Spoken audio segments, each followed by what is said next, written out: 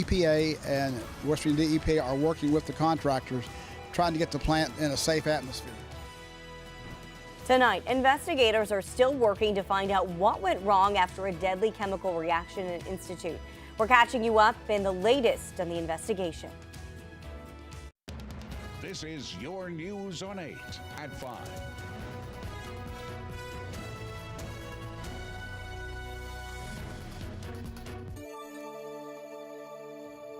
And first tonight at 5, we start with continuing coverage tonight into the aftermath of that deadly chemical reaction incident at catalyst refiners in Institute. Now, 2 people were killed, 1 other in critical condition, and more than 2 dozen were sent to the hospital.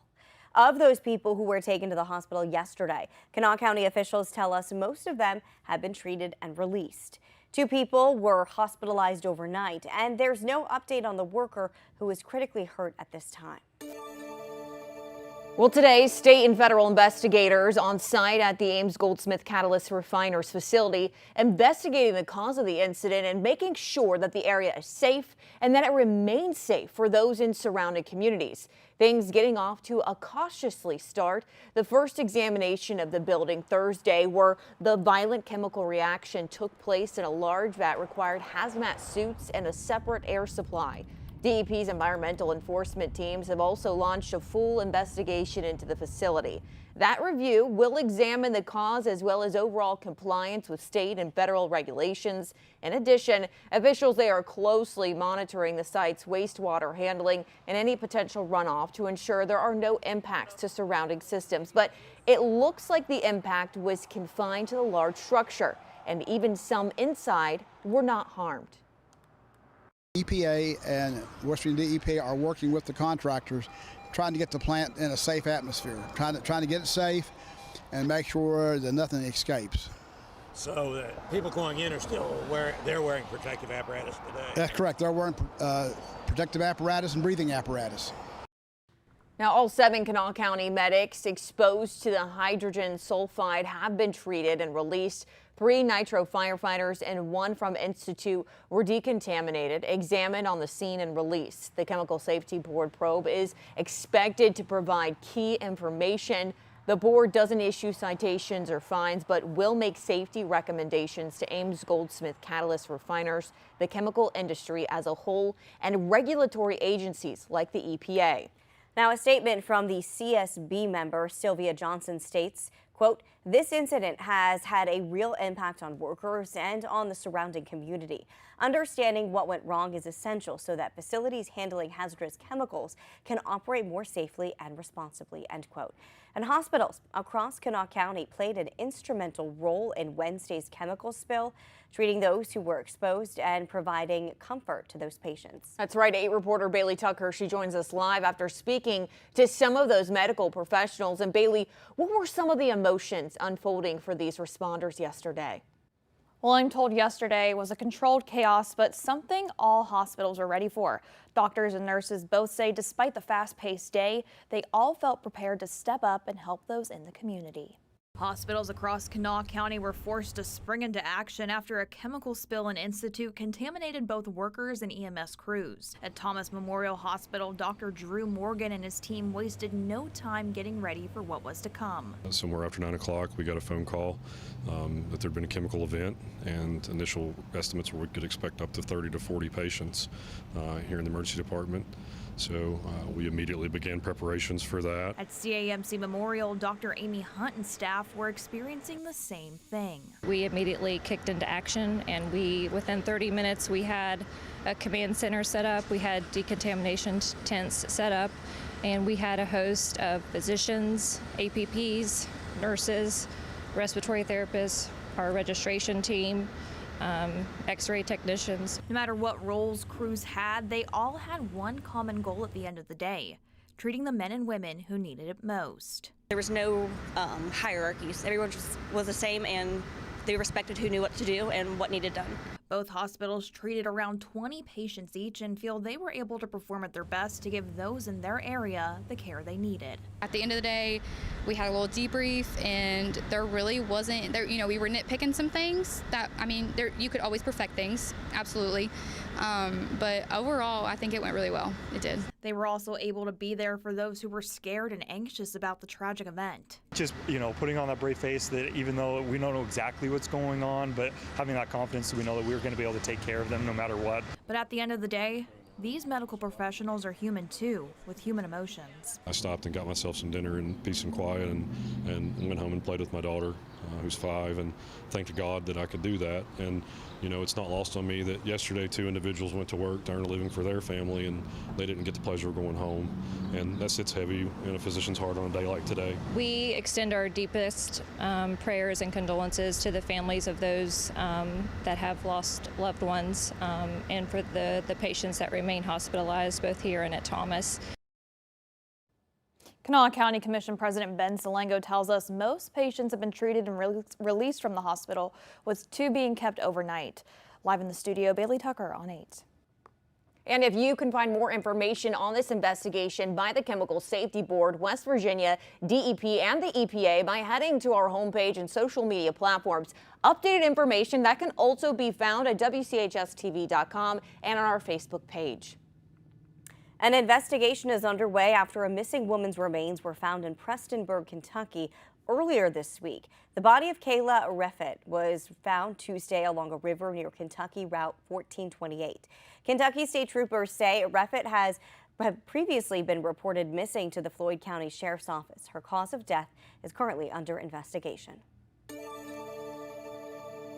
Well, it's been a beautiful Friday out there, a lot more sun than yesterday, at least initially, and so as a result, we're quite a bit warmer than we were yesterday as well. Live look at Barboursville showing that sunshine out there, traffic moving pretty well, things are quiet and expected to stay that way here locally into the evening. 81 in Charleston, 82 in Hurricane. Most spots are at least into the mid to upper 70s over in east and north. And up north, there are a couple showers that have popped up there near Parkersburg and especially over toward I-79 once you get near and north of Sutton.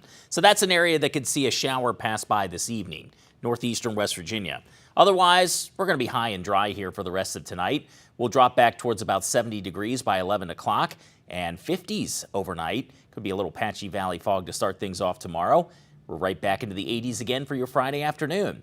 We are going to be tracking a few raindrops late tomorrow night into Saturday. We need some rain, but I don't think we're going to get very much out of this next system. I'll explain why coming up in your full forecast ahead in just a bit. Thank you, Doug. Well, it is a big week for students stepping into service. Military Signing Week underway in West Virginia. It's recognizing students who are enlisting after high school. Nearly 45 schools, including some in Kanawha County, they're holding ceremonies this week. And in the spirit of the week, every day holds a theme. Today's theme was Purple Up Day, in which students wear purple to support children whose parents are in service. So Dustin Pierce was one of our signees. He's a part of our junior ROTC program. He's a 4-year completer. He chose to go to the Army, and he's going to be a 68 Whiskey, so he's going to be a combat medic. So that's what Dustin Pierce chose to do. Tomorrow's theme is Red Day, where students wear the color red to remember everyone who's deployed. Well, early voting starts next week, and one West Virginia school brought out a special guest to celebrate student voting. West Virginia Secretary of State Chris Warner made his way to Kanawha County today to celebrate the school and students for having a big turnout in their voter registration event. Warner presented them with the Jennings Randolph Award, an award that recognizes schools that achieve registering at least 85% of their senior class. Cabell Midland registered more than 300 students. Letting students feel heard is incredibly important because it makes them feel as though they have control over their leadership and the changes that are made around them politically. So that was super important to us. The state of West Virginia has registered 17,000 high schoolers so far this year. And don't forget, early voting starts April 29th. How do you refund $166 billion in tariffs? The federal government is finding out. I'm Atra El-Nashar with the growing debate about who should get that money, companies or customers.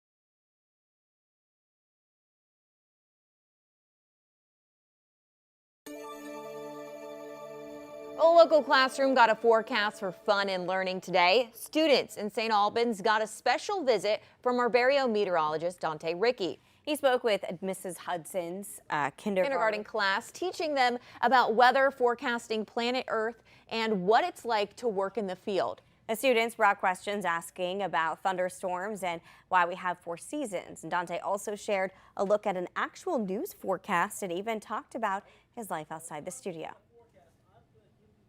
I love when I see him do these school visits. He does so great with the kids and interacting with them and showing them really what it's like. He gets pumped for it. He does. So excited. I feel like, yes, we get it. We get the endorphins back here. He's been to visit Miss Hudson's class the last couple years. Yeah, so they're a favorite there. And I know a lot of people are wondering, just as we're about to head into the weekend, also what that's shaping up for us, because it was beautiful. If you guys have been outside, it's been beautiful today. Been really nice. I think overall it's going to be a pretty decent weekend. Maybe a little bit damp and a little gloomy on Saturday, but not a washout. In fact, we are needing some rain given the latest drought update. We've seen that increase, unfortunately, and I don't think we're going to get much rain chance this weekend. I think next week, better prospects are coming our way. But yes, we've got the NFL draft right here on 8 for tonight, and of course that goes through the weekend, but the first round is for tonight. It's also the first round of the MNL, the Mother Nature League. So with the number 1 pick, we're going to call it Sunday. Looks beautiful with plenty of sun and about 80 degrees. And the number 2 pick will go to Friday. Tomorrow, not too shabby, mid-80s. Maybe starting to track an isolated shower or storm chance in here by tomorrow evening, but I think most of us are going to be dry there. And it's perfect this evening. We've got some baseball to talk about, too. Dirty Birds against Lexington, 6:35 first pitch, 81 degrees, down to about 72 by 9 o'clock. Looking very nice. There are a couple showers not too far off. In fact, in Braxton County, there's a couple drops. These aren't very impressive, but a little bit of rain near Flatwoods and just near Sutton and just north of there. These are kind of drifting their way east. Some of that will slide across northern parts of Webster County. And then we've seen a couple cells, a little downpour around downtown Athens right now. This stuff is drifting east along and especially north of Route 50. The little lightning strikes there are heading towards Clarksburg. So a lot of this is ahead of that stalled out front. Basically the same as what we were seeing last evening as well. So this will be focused in northeastern West Virginia for tonight. The rest of us, high and dry. But we have a front to watch that's going to be approaching late tomorrow, actually triggering a lot of severe weather here from Minnesota all the way down through Kansas tonight. By the time it gets here, though, this front is just going to be weakening. Again, we've got dry air in place. The ground is very dry overall. And so anytime these systems try to move in, they get zapped of energy. And I think the same is going to hold for that front here Friday night and Saturday. Tonight, it's quiet. Those showers up north will be fading away by midnight. We'll drop back into the 50s. Then we're heating up about 80 degrees at noon tomorrow. It'll be a few degrees warmer tomorrow than today. I think we'll get into the mid-80s in a lot of spots with some sunshine. Looks pretty quiet at 5 o'clock. Maybe as we get towards tomorrow evening late. Again, I think some of this stuff is going to dry up, but there might be a shower approaching the tri-state here towards midnight. And then as we get into Saturday, okay, a lot of clouds to start off. Couple showers, especially in the coal fields. Then a lot of that kind of fades away. Now, we may have the clouds stick around into the afternoon. Some of the forecast models differ in terms of how well we clear out on Saturday. If the clouds stick around, we could hold temperatures into the 60s. If we can get some sun out, we should get into the low to mid 70s.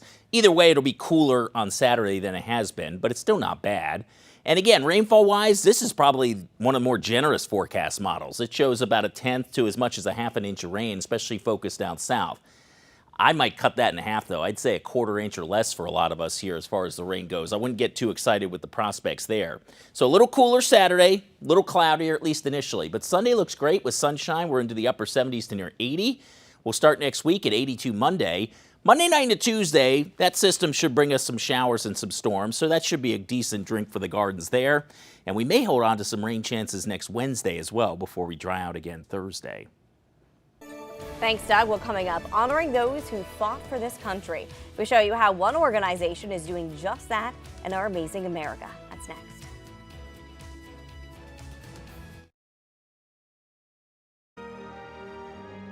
Amazing America 250 is sponsored by Balance of Nature. A trip of a lifetime, born out of an idea just in Ohio. Honor Flight takes our veterans to Washington, D.C. to see their memorials all for free. And it all started in Springfield. Adam Arrow shows us how a retired Air Force captain helped to spark a program that's changed countless lives.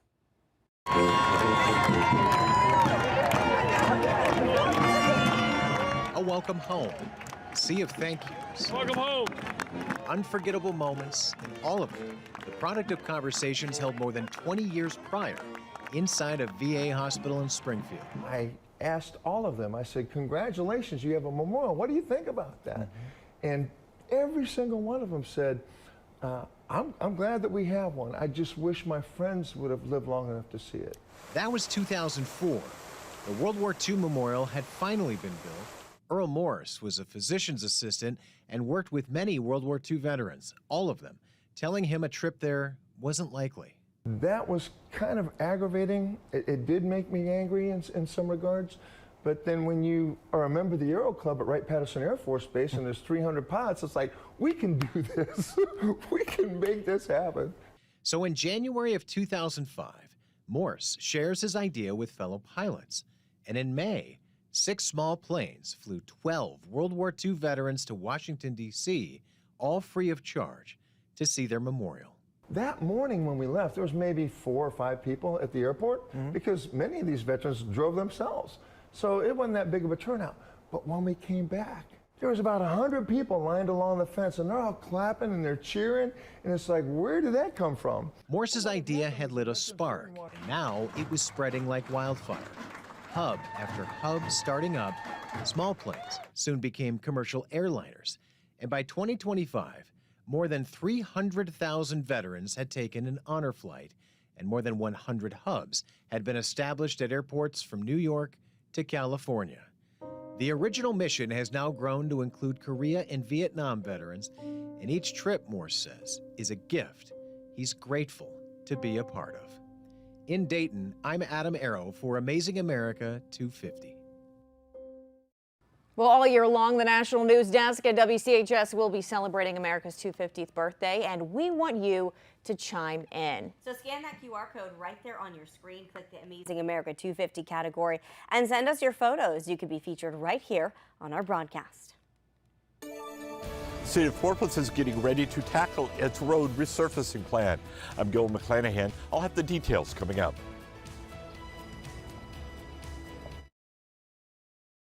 Your news on 8 at 5:30.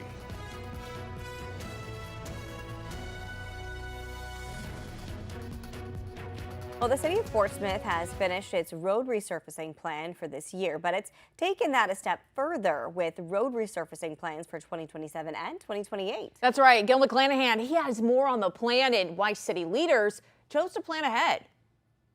The city's resurfacing plan includes Market Street from 3rd Street to 7th Street.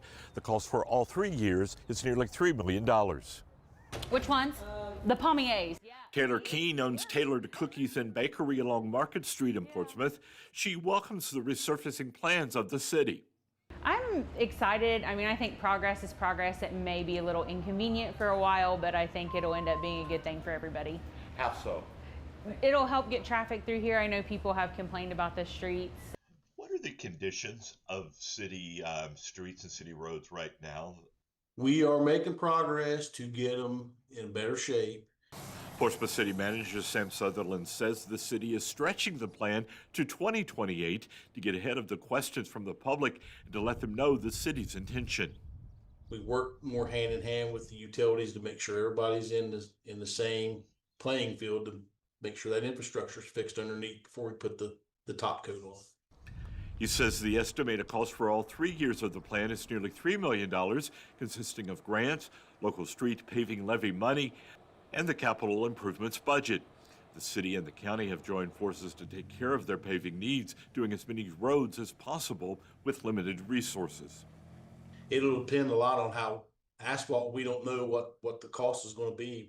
We're estimating it's going to be about $120 a ton, but with the situation over in Iran and some of the things that's happening, we're hoping. Work on round 1 of the city's resurfacing plan is expected to begin this summer. In Portsmouth, Ohio, Gil McClanahan on 8. Well, been some beautiful weather here on this Thursday with some sunshine. Temperatures start off coolish in the 50s, not cold like earlier this week, but we've rebounded up above 80 along I-64 right now.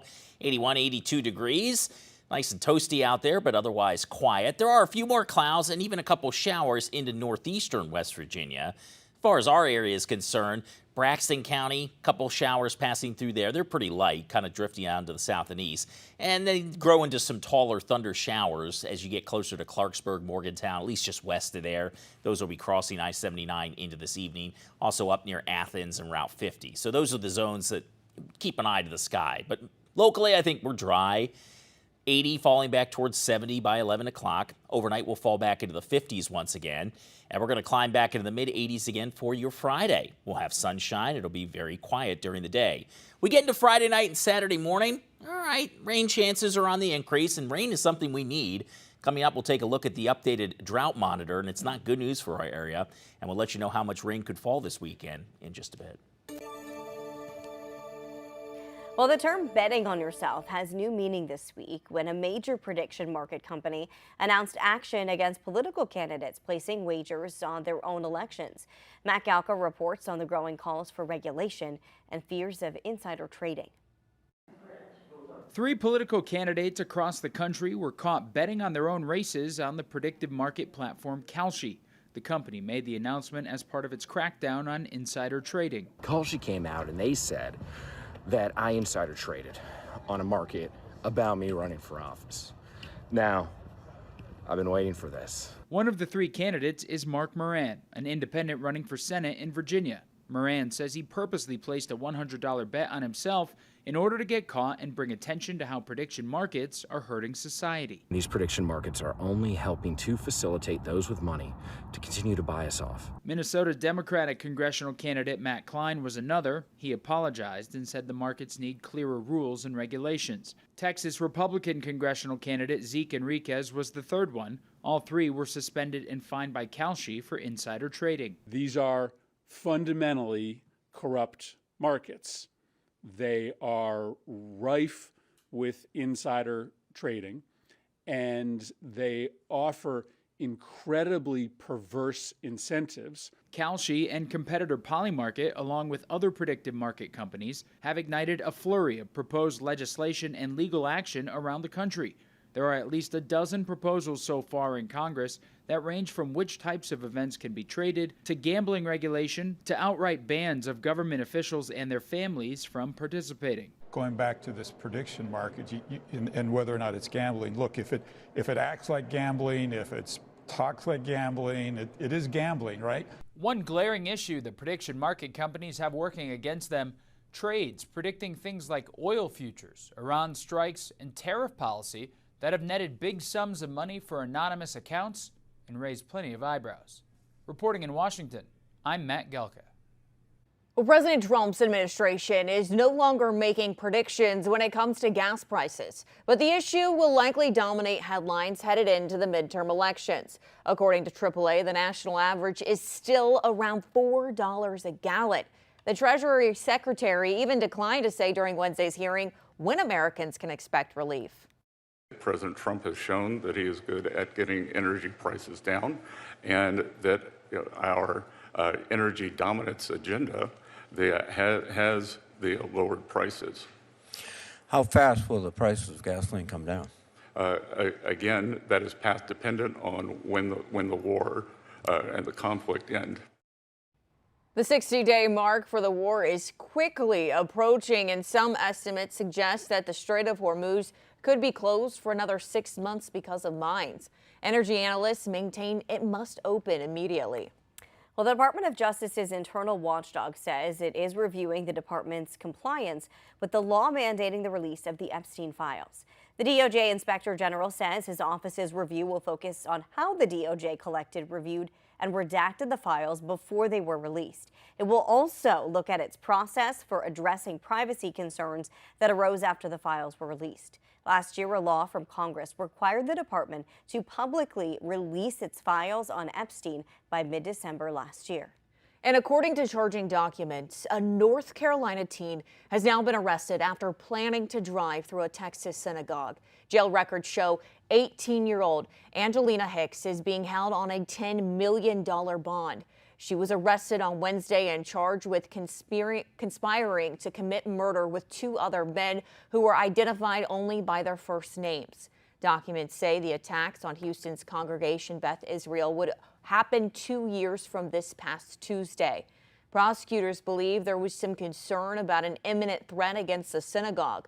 A motivation for an attack against Texas's oldest Jewish house of worship wasn't revealed. Well, out of surgery in just hours, a new approach to hip replacement is getting patients back on their feet faster than ever. How it works and why some are calling it a game changer. That's coming up. My Team is sponsored by GoMart.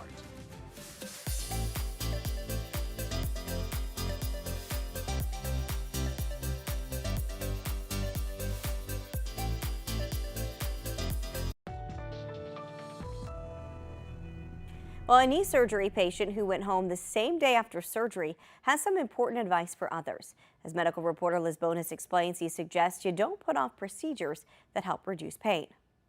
Hey there, everybody. Advanced knee sparing and muscle sparing joint replacement surgeries are designed for faster recovery, less pain, and natural knee movement as you heal.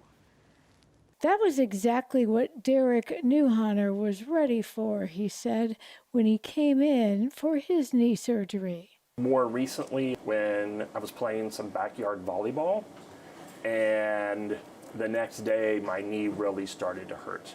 It turned out he had bone-on-bone arthritis, so he reached out to Dr. John Fritsch of Kentucky's Ortho-Cincy and St. Elizabeth Healthcare. He uses what's called the Stryker Mako robotic system, which provided some of this video. The robot I use here is a Stryker Mako robot. It's an awesome tool and technology that allows us to customize a plan just for him. During the surgery, we can go in with a plan of exactly what size implants we need, how we need to position those implants to match his anatomy and lead to a natural feeling knee so that he can have full function. A month out, Derek Newhonner says his only regret now, taking these surgery steps not as soon perhaps as he could have. And I wish that I, maybe hadn't waited as long on mine, but I was exploring, other options and didn't know the full damage I had in there. He shares that same advice now with others. Now, if this type of surgery is recommended for you, it does not change the out-of-pocket cost to the patient. With your health news, I'm Liz Bonus reporting. And Doug Carlo has your full forecast and what you can expect for the rest of the weekend. That's after the break.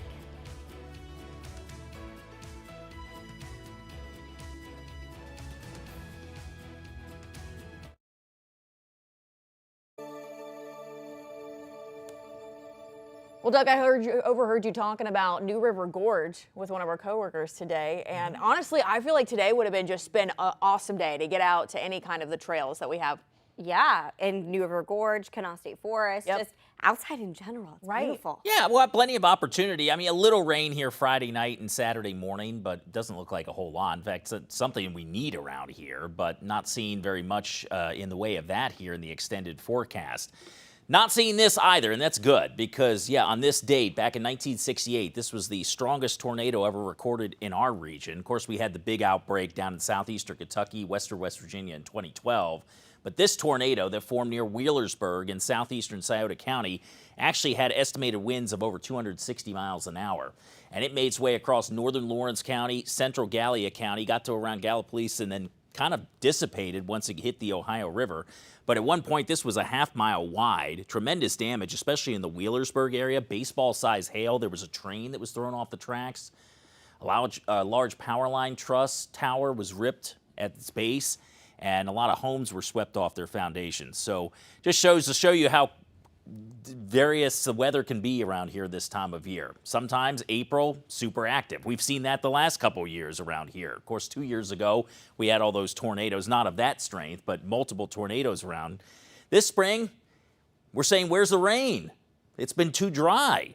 In fact, the drought monitor updated today, and now we're in moderate drought across most of the viewing area once you get to Route 33 and point south. That includes the Kanawha Valley and the tri-state. Severe drought conditions now extending up into southern Kanawha County, down 119. We need rain. We're running about a 4 to 5 inch deficit in Charleston, Huntington, and the coal fields are running about a 6 to 8 inch deficit for the year. So yes, it has been lacking out there, and we're not going to get much this weekend. In fact, this is probably generous, showing a 1/4 to a 1/2 inch of rain down south. I think it's probably a 1/4 inch of rain max Friday night, Saturday morning. And some spots don't get very much of anything at all, especially up north and west of the Ohio River. And that's it through the weekend. Now, next week may present some better chances. And yes, a couple of spots are getting a few showers right now near Flatwoods and Sutton into Braxton County. These are just kind of drifting their way east-southeast. So this might sneak its way down towards the Webster Springs area a little later. Even a little sprinkle just east of Clay, but that's about the westward extent of that. And then some showers over Athens County as well. These will eventually kind of drift into Wood County and Parkersburg. But most of this activity is going to be staying to our north and east. So Clarksburg, Morgantown, that'll be a best chance for a shower into this evening. Then that'll fade away. We'll drop into the 60s by late this evening, 50s overnight. Back to sunshine tomorrow. We're near 80 at noon, mid-80s in the afternoon, so even a touch warmer than it was for today. And about as quiet through this time tomorrow. Now, we might start seeing a few showers trying to approach towards midnight tomorrow from the west, but if anything, I'd lean towards it being a little drier than the forecast models suggest. That's just been the pattern here recently, given the dry air and the dry ground in place. These showers tend to fizzle as they approach us. So Saturday morning, we'll have some clouds. It's a little gloomy. There'll be some showers, especially across the coal fields first part of the day. I think most of those move out in the afternoon. Whether we see some sun Saturday, some of the forecast models say no, it's pretty cloudy all day and we hold in the 60s. Others are giving us some sun in the afternoon and we get into the 70s. Kind of split the difference and go about 72. But we'll have a lot of sun Sunday. Sunday looks great, near 80. We'll start next week at around 80 degrees Monday. Then another round of some showers and some thunder Monday night into Tuesday. And some more showers could return on Wednesday too. And that could be a little more promising in giving us a good drink of water around here. Thank you, Doug. Well, Kellogg's is serving up a blast from the past. Now, for the first time in more than a decade, cereal lovers will find collectible toys tucked inside the boxes. It's part of a special promotion tied to Disney and Pixar's Toy Story 5. The limited edition boxes, they hit shelves nationwide on Sunday ahead of the film's release June 19th. I love this. Why did this ever leave? I know. This was a core memory in my childhood right here. Well, Party City is finding some new life despite declaring bankruptcy twice and closing most of its stores. That happened early last year. So it says it's partnering with Staples. The two companies say Party City balloons, decorations, they're going to appear in 700 Staples locations. The items also will be available on the Office Supply Chain's website. The companies say customers getting print and marketing services for an event, it'll be able to pick up party goods at the same time. Well, Paramount's takeover of Warner Brothers Discovery passed a hurdle today. WBD's shareholders approved the deal in a special meeting. It was widely expected because WBD stock was trading at $8 a year ago. Paramount is offering $31 per share. Executives say they believe the merger to be complete by the end of September, but that may be too optimistic. Several state attorneys general and European regulators have signaled they may challenge it. Well, the president has moved to reclassify marijuana, marking a major move for the industry. We've got those details after the break.